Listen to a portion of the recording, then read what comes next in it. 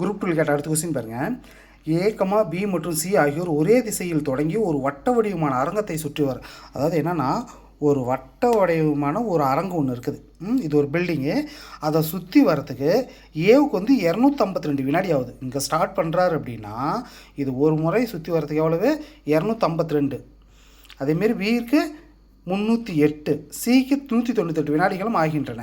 எனில் இவர்கள் எந்த நேரத்தில் தொடங்கிய நிலையில் தொடங்கிய இடத்தில் சந்திப்பார்கள். இப்போ 3 பேர் இங்கே ஸ்டார்ட் பண்ணுறாங்க அப்படின்னா மறுபடியும் அந்த 3 பேர் இதே புள்ளியில் எந்த நேரத்தில் சந்திப்பாங்க அப்படின்னு சொல்லி கொஸ்டின் கேட்குறான். சரிங்களா? இப்போ இது என்ன பண்ணுறோம்னா, கொடுத்த 3க்குமே நம்ம எல்சிஎம் என்னன்னு கண்டுபிடிச்சிடலாம். பாருங்கள், 252, 308, 198.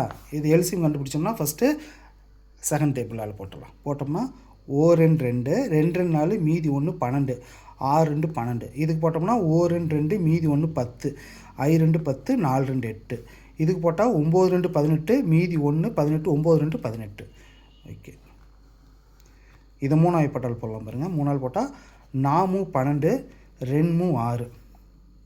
இது வகுப்படாது, அது அப்படியே வச்சுக்கோங்க. இதை பண்ணோம்னா 3 9, 3 9. இப்போ பாருங்கள், இது வந்து 11ஆவது பட்டால் பண்ணோம்னா இந்த 42 வராது, அதை அப்படியே வச்சுக்கலாம்.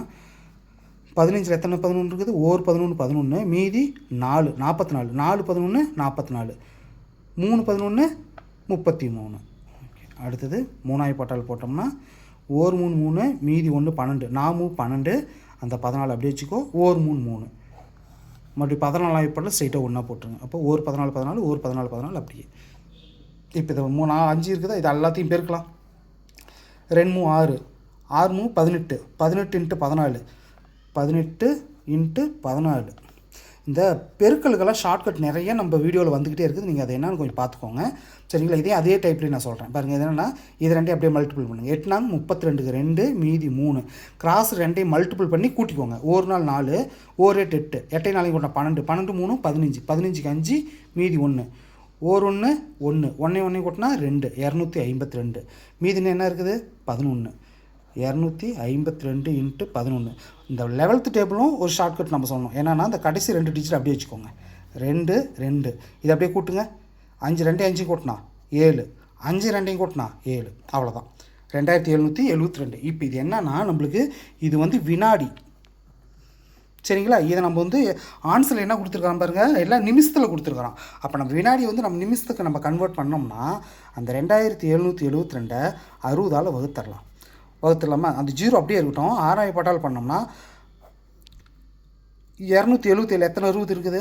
4 6 24, அதாவது 240. அந்த 0வும் சேர்த்துக்கிட்டோம்னா 4 60 240, மீதி 30 40 37 வருதா?